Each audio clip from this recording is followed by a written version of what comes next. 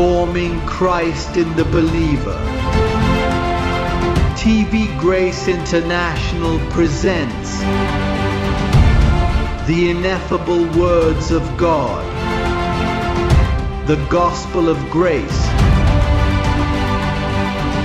on the lips of the man, Christ Jesus. Abba Father. Injili ya wasiotahiriwa iliamuliwa tangu zamani. Hiyo ndiyo injili kwa ajili yetu. Na kuna siri unapopokea habari hiyo, ambayo hutenganisha mwili wako na roho yako.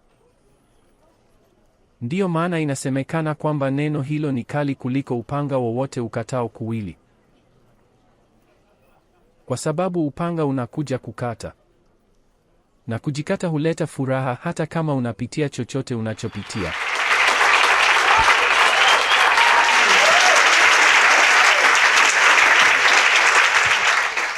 Kwa hivyo ikiwa tunataka kuona watu wakiwa na furaha, ni lazima tufanye kila liwezekanalo ili kuwaletea injili hii. Yule ninayehubiri, sio kile wanachohubiri huko nje. Kwa sababu wanachohubiri huko nje haina kukata. Inakuacha sawa. Anakuondolea sigara, anakuondolea vinywaji vyako. Inakufanya kuwa Farisayo. Na hukufanya uwe na furaha. Inakufanya uwe wa kidini. Sasa injili hii, injili ya kweli, inapohubiriwa kwa usahihi, huwafurahisha watu. Haiondoi shida zako. Kwa sababu matatizo ni sehemu ya ukuaji wetu. Lakini inakusaidia kujua jinsi ya kuwatendea. Hilo ndilo jambo muhimu. Na sio lazima kutafuta ushauri. Kwa sababu injili hiyo pia ni mshauri. Anakushauri. Ukikaa kimya, na wewe pumzika. Anazungumza nawe. Kwa sababu hilo ni neno lililo hai. Na ikiwa ni neno lililo hai husema. Mada ya leo ni Mola mlezi wa walio hai na wafu. Hebu tuangalie katika Warumi sura ya 14 mstari wa 9. Hizi ni kanuni zilizofichwa katika barua za Paulo. Inakwenda hivi. Kwa sababu Kristo alikufa kwa ajili ya hili. Na alifanya nini? Amefufuka. Na nini kingine alifanya? Na aliishi tena. Kwa Kiingereza inasema revive. Alirudi kwenye uzima. Kuwa Mola wa waliokufa na walio hai. Kuwa Bwana wa nini? Ya wafu na ya wale wanaoishi. Ili awe Mola wenu mlezi. Ni kwa sababu uko hai. Atawezaje kuwa Mola wako kama hujui ukweli? Kwa mfano, kabla ya kuja kwenye huduma hii, ulifikiri shetani yupo. Ulifikiri unaweza kupoteza wokovu wako. Ulifikiri dhambi ilikuwa imesimama. Ulidhani dunia hii itatoweka, kulipuka. Je, anaweza kuwa Bwana wa maisha yako na wewe unafikiri hivi? Kwa hivyo kwa nini muungwana alifufuka? Kuwa Bwana wa wale wanaoishi. Lakini kwanza lazima niwaambie. Na ndiyo maana Waebrania 20:8 anasema kwamba anakuja mara ya pili bila uhusiano na dhambi. Ina maana alipaswa kuja mara ya pili. Ilibidi aishi tena. Maana akija mara ya pili, sio kwamba anaondoka. Inakuja. Kwa hivyo ndio anakuja. Huwezi kuja na kuondoka siku hiyo hiyo. Anapaswa kuja na kukaa. Ili niwe Mola wenu mlezi.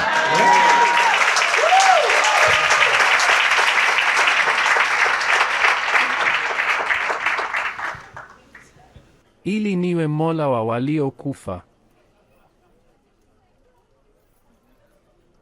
Angalia mstari wa 8 unasema nini?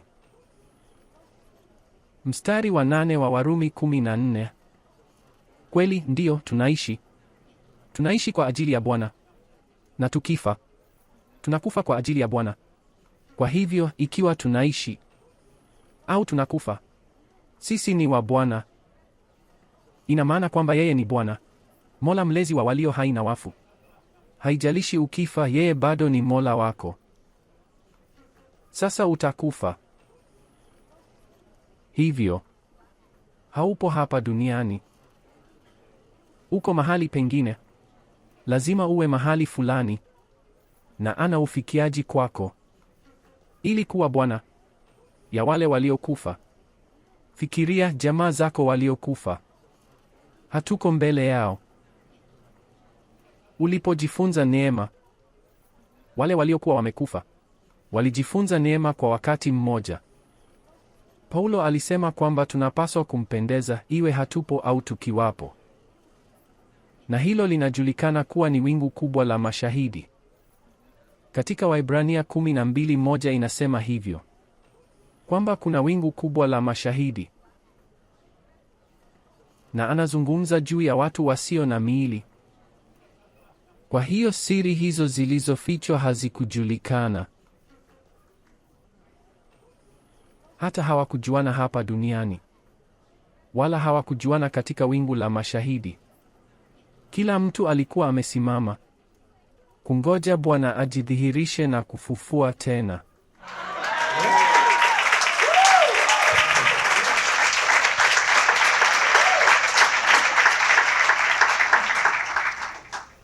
Kwa sababu alisubiri kila mtu ili kutufundisha sote kwa wakati mmoja. Jambo pekee ni kwamba wengine wako hai na wengine wamekufa. Je, hilo halikufariji ukijua kuwa jamaa zako hata nadhani inakuletea huzuni zaidi. Ni kwamba wako hai na hawataki kuelewa. Lakini ikiwa wamekufa lazima wasikie. Kwa sababu hapo ndipo inabidi mkutane. Jambo pekee ni kwamba hawana fursa ya kupanda huko. Lakini pia hawawezi kukosa. Huko wanapaswa kuwa wa kupendeza na wa sasa. Wana kumbukumbu nzuri. Kumbukumbu nzuri. Ndiyo maana angalia Warumi 16:25 inavyosema. Warumi sura ya 16 mstari wa 25. Anasema, na kwake yeye awezaye kuwathibitisha ninyi sawasawa na injili yangu na mahubiri ya Yesu Kristo. Yesu Kristo angehubiri lini? Niliporudi kwenye uzima. Yeye kamwe. Nambari 1. Nilipokuwa ndani ya Yesu wa Nazareti. Alifundisha mifano. Hakuhubiri sana. Alipofufuka tena, hakuhubiri. Sasa alipofufuka na akaja tena, kwa hiyo ndipo anaanza kuhubiri. Sasa kwa madhumuni gani? Anasema na mahubiri ya Yesu Kristo, kulingana na ufunuo wa siri ambayo imefichwa tangu nyakati za milele. Akabaki amejificha. Imefichwa kutoka kwa wanadamu na kufichika kwa walio katika wingu la mashahidi. Ona, ikiwa ndivyo ilivyo wakati Paulo alipopaa kwenye paradiso. Mtume Paulo alisema, maneno hayo yasiyoweza kusemwa yalitolewa kwake, kwamba mtu huyo hakuruhusiwa kujieleza. Ina maana kwamba Paulo alipewa wao kuandika, na yeye mwenyewe hakuzielewa kabisa. Kwa sababu Paulo alikuwa kama mtume nabii. Alisikiliza na kuandika. Ndiyo maana walipomuuliza Paulo, sielewi kwa nini wale mitume 11 wanakupinga na wanakuita mpinga Kristo. Nadhani aliwajibu Paulo, kwa nini Yohana anasema kwamba mpinga Kristo tayari yuko hapa na kwamba kuna wapinga Kristo wengi? Kwa nini Yohana anasema hivyo? Na Paulo alipaswa kumwambia Timotheo. Ilibidi amwambie, tazama Timotheo, wanasema kwamba mimi ni mpinga Kristo kwa sababu nawaambia kwamba kama tulimjua Kristo kwa jinsi ya mwili, hatumjui hivyo tena. na hawapendi, na wanafikiri mimi ni kinyume na Kristo. Na kisha wakawa na maswali mengi. Pablo hakuwajibu. Naweza kuwajibu na kueleza, lakini angalia, Pablo hana. Kwa kweli, angalia, Paulo hakujua kwamba katika barua ya kwanza kwa Wakorintho 4:5 anawaambia, angalieni, tusihukumu jambo lolote kabla ya wakati wake mpaka Bwana atakapokuja, maana yeye ndiye atakayeeleza hayo. Angalia, weka mstari kwa Kiingereza kwenye skrini. Hebu itazame kwa Kiingereza, kwa sababu ni aya inayojulikana kwenu. Lakini kwa sababu ya kuchanganyikiwa kwa mitume, ilimbidi kuwaandikia na kuwaambia hivi: Therefore judge nothing before the time, until the Lord come, who both will bring to light the hidden things of darkness. Na kwa nini Paulo alilazimika kuwaambia? Kwa nini awaambie, siwezi kukueleza hilo? Lakini ni jinsi gani huwezi kuieleza ikiwa wewe ni mtume mkuu Paulo, mbunifu mtaalamu? Una zana zote za kuinua jengo. Ndiyo, lakini kuna baadhi ya zana ambazo hazikumfikia. Ilikuwa inakosa vipande. Kwa hiyo anasema usihukumu chochote, kwa sababu ilikuwa inachanganya. Unapomwambia mtu kwamba mitume walikuwa maadui wa Paulo, mtu anapoambiwa kwamba mitume wa Yesu wa Nazareti ndio waliomua Paulo au ndio waliotoa amri ya kumua. Ingawa ninakuambia jambo moja, kwa ustadi aliokuwa nao Pedro wa Panga angeweza kuifanya mwenyewe. Hivyo mambo haya yalileta mkanganyiko nyakati hizo. Kisha ikabidi aseme, tazama, Bwana atakapokuja atawaeleza hilo. Na mtu atasema huko nje, hapana, anakuja na kuondoka. Hapana, anapaswa kueleza. Mtu fulani aliyenihoji aliniambia, lakini Bwana atakapokuja ulimwengu utaisha. Kuna mafundisho mengi mabaya ambayo watu wengine hufikiri kwamba Bwana anakuja na ulimwengu unakwisha. Hapo ndipo ulimwengu unapoanzia. Hapo ndipo inapoanzia.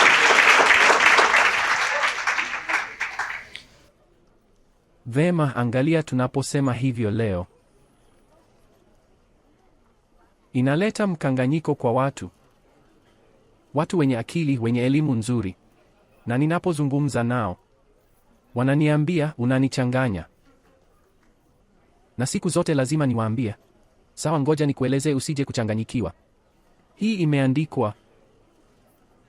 Moja ya faida za wizara hii ni kwamba kila mjumbe wa wizara hii ana haki ya kusema, alipoulizwa, kwa nini unaamini hivyo? Ninaamini hivyo kwa sababu nilisoma katika Biblia ambayo umekuwa nayo chini ya mkono wako kwa miaka mingi. Hatuamini chochote hapa ambacho hakijaandikwa.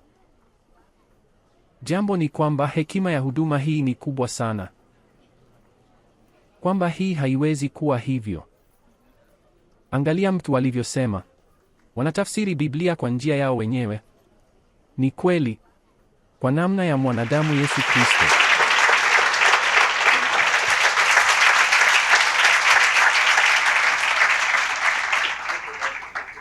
Ni wapi katika ulimwengu huu hiyo kanuni iliyofichwa tunayozungumzia leo imesemwa?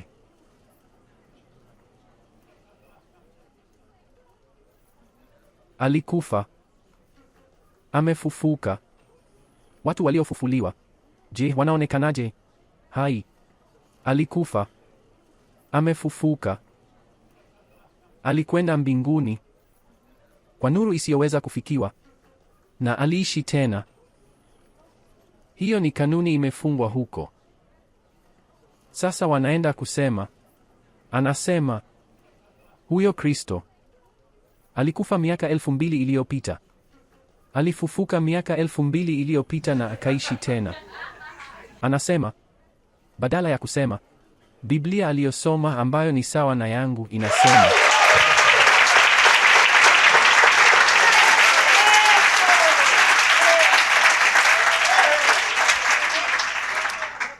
Swali ni, kwa nini alirudi kwenye uhai? Lazima kuwe na kusudi. Niliandika baadhi, ilibidi niandike ili kukumbuka. Namba 1, kufunua injili ya kweli. Kutotahiriwa ni nini? Ambayo huanza katika Warumi na kuishia katika Waibrania. Hakuna mtu alielewa hilo. Watu waliamini kwamba injili ilikuwa kutoka Mathayo hadi Ufunuo, kwamba hili ni Agano Jipya. Lakini injili ya kweli ilitolewa kwa mataifa. Na mtume alichaguliwa kuiandika. Na ninachoelewa alichoandika kinaanzia katika Warumi na kuishia katika Waibrania. Sasa hatusemi kwamba mwingine sio. Samahani, si sehemu ya Biblia. Ni sehemu ya Biblia. Bali ni kufunua injili ya uongo ya tohara. Kwa hiyo nyakati fulani tunashtakiwa kuwa tunapendezwa na sehemu fulani za Biblia. Kwa kweli sio kwa maslahi yetu tu. Inapaswa kuwa hivi kwa sababu injili ya kutotahiriwa inatoka kwa Warumi hadi Waibrania. Na kisha jambo la pili ni kwamba alifufuka ili kukuthibitisha katika injili ya kweli. Warumi 16:25 anasema pamoja na mahubiri ya Yesu Kristo.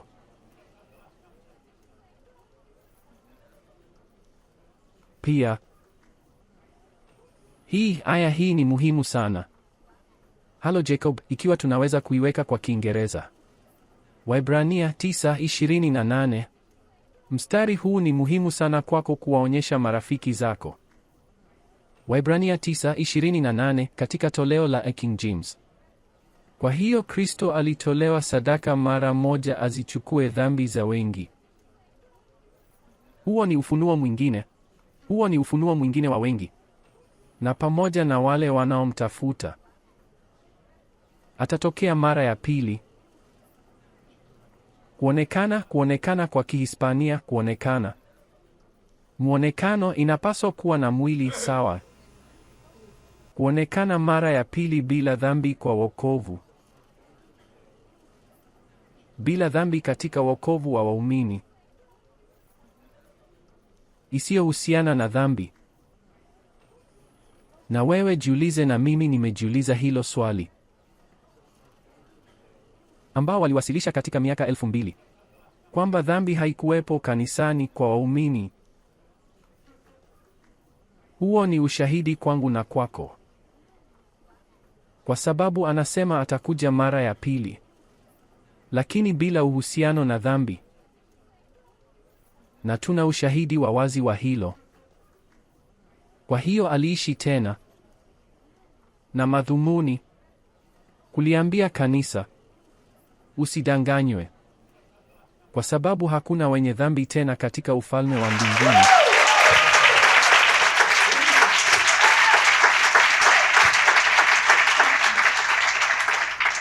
Na kwa kawaida tunaposoma Warumi sura ya 7 mstari wa 8,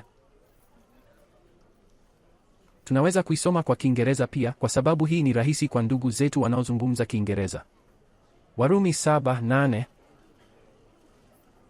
Ikiwa tunaweza kuisoma, tunaona kwamba nguvu ya dhambi iko katika sheria. Lakini pasipo kupata nafasi kwa ile amri. Akafanya ndani yangu kila namna ya tamaa. Maana bila sheria, dhambi ni nini? Pasipo sheria dhambi imekufa. Na Warumi 10:4 anasema mwisho wa sheria ni Kristo. Na kusudi la mwili wa Yesu wa Nazareti linasema kwamba mwili huo ulikuwa kwa ajili ya kutufanya wafu kwa sheria ili tuwe huru kutoka kwa sheria. Lakini hilo halieleweki hata kwenye vyombo vya habari leo. Hawaelewi. Unaielewa? Kwa sababu ninyi ni uzao wa Ibrahimu.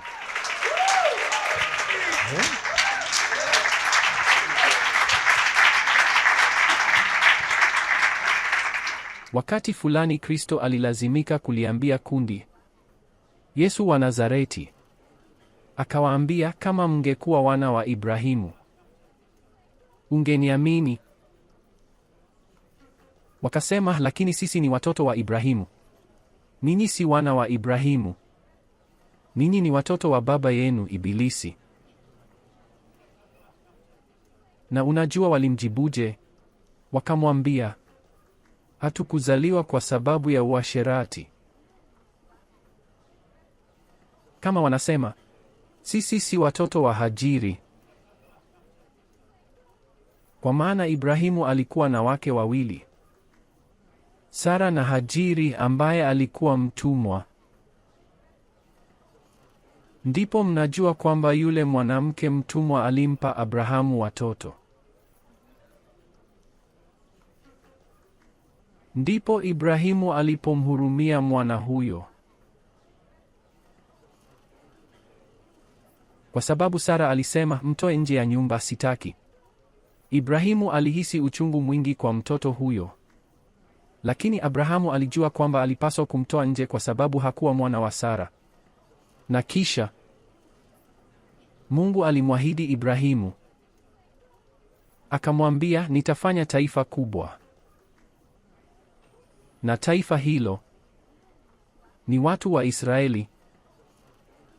Ni kwamba watu husema, mimi ni mwana wa Ibrahimu. Naam, wewe ni mwana wa Ibrahimu, lakini wa zinaa. Na wameweka pesa za ulimwengu.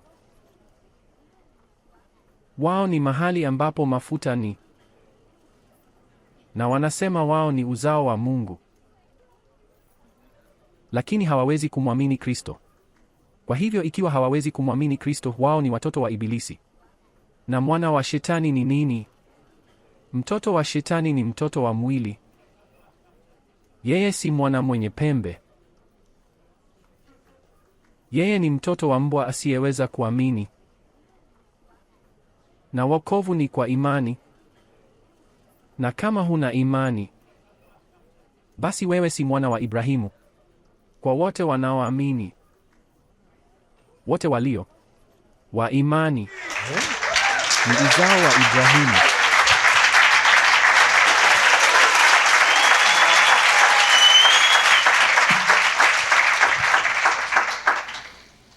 Wewe ni Mwisraeli wa kweli kama unavyosema. Jambo ni kwamba tunaitwa mataifa kwa sababu Ibrahimu alikuwa mataifa. Lakini ahadi haikuwa kwa Wayahudi. Ahadi ilikuwa kwa Ibrahimu ambaye alikuwa mataifa. Wayahudi waliongezwa baadaye. Na kwa nini waliongeza? Musa akawaambia, mnajua kwa nini Mungu aliwachagua ninyi? Kwa sababu nyinyi ni watu wasio na maana sana hapa duniani. Lakini wanafikiri wao ni bora zaidi, unajua. Na wanatudharau. Tunawapenda. Kwa asili, kwa wateule wa watu hao. Na itawabidi kuleta hizo pesa kidogo hapa kwenye ufalme. Itabidi warudishe. Utaona michango ambayo itaanza kuwasili kwa mamilioni. Tazama hapa na kuachia milioni 50 bilioni. Pesa hizo zinakuja hapa kwa sababu tunaenda kutawala ardhi.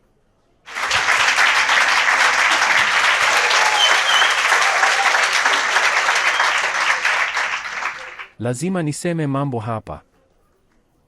Kwa sababu daima kuna kundi ambalo linasema, mtume nusu kichaa sijui ila anaahidi mambo makubwa. Lakini yote niliyokuambia miaka 10 iliyopita tunayaona leo. Na mambo ninayokuambia ni ya kibiblia. Tutafanya hivyo, tutaenda kutawala dunia. Jambo ni kwamba inachukua muda. Inafanyika ambapo watawala wote wa dunia watalazimika kujisalimisha kwa baraza hili. Kwa sababu kama sivyo kutakuwa na uharibifu mkubwa kati yao. Na sio kwamba tutaharibu watu. Lakini asili itawaangamiza kwa sababu inaomboleza. Asili inaweza kuangamiza kwa vimbunga, matetemeko ya ardhi na mitetemeko. Asili inaugua kwa ajili ya udhihirisho wa wana wa Mungu. Haya, hapo ninamwona Mungu amesimama katika kusanyiko. Mungu anasimama katika kusanyiko la mashujaa. Anahukumu kati ya miungu. Anahukumu katikati ya miungu. Hata lini mtahukumu kwa dhulma na kuwakubali watu waovu? Mpaka lini mtahukumu kwa dhulma na kukubali mahubiri? Kukubali misa. Je, unajua hiyo ni misa? Na hawakubali injili ya kutotahiriwa. Kifungu cha 6. Nimesema ninyi ni miungu, na nyinyi nyote ni wana wa aliye juu, lakini mtakufa kama wanadamu. Miungu wanaokufa kama wanadamu na kuanguka kama mmoja wa wakuu. Nanyi mtaanguka kama wakuu wowote. Lakini Mungu alituita miungu. Na hiyo ni Zaburi ya kinabii. Je, unajua ni nani aliyeiandika? Yeye aliyesema, Bwana alimwambia Bwana wangu. Daudi ndiye aliyeandika hivyo. Huo ni unabii na ni kwa sasa. Kwa sababu hakuna mtu hadi leo alikuwa ameita kusanyiko miungu. Hakuna mtu aliyekuwa ameita kutaniko mpendwa. Hakuna aliyethubutu kutaja majina hayo. Je, unajua kwa nini? Kwa sababu haisemi hapo wanasema nyinyi ni miungu. Anasema nilisema ninyi ni miungu.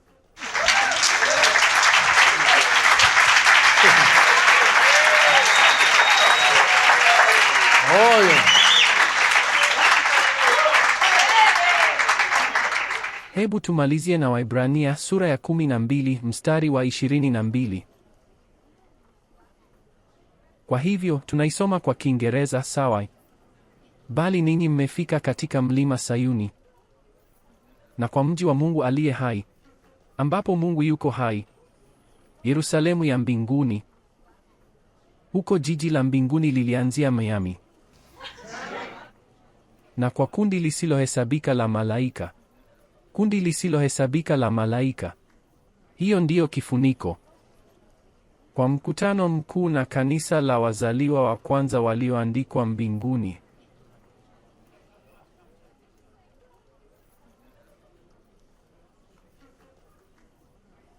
Na kwa Mungu hakimu wa wote, na kwa roho za watu wema waliokamilishwa. Wanaume, tazama roho za watu ambao wamekamilishwa. Nasikiliza mstari huu wa 24. Aya ya 24. Na kwa Yesu mpatanishi, ya Agano Jipya. Yesu alikuwa nani huyo? Ni lini ulimwona Yesu akifafanua Agano Jipya?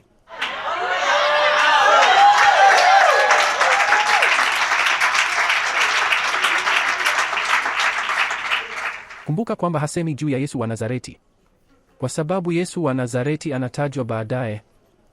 Anaposema damu ya kunyunyiza hunena vizuri kuliko ile ya Habili, ina maana kwamba hapo anazungumza jinsi damu ya Yesu wa Nazareti ilivyokuwa bora kuliko ile ya Habili.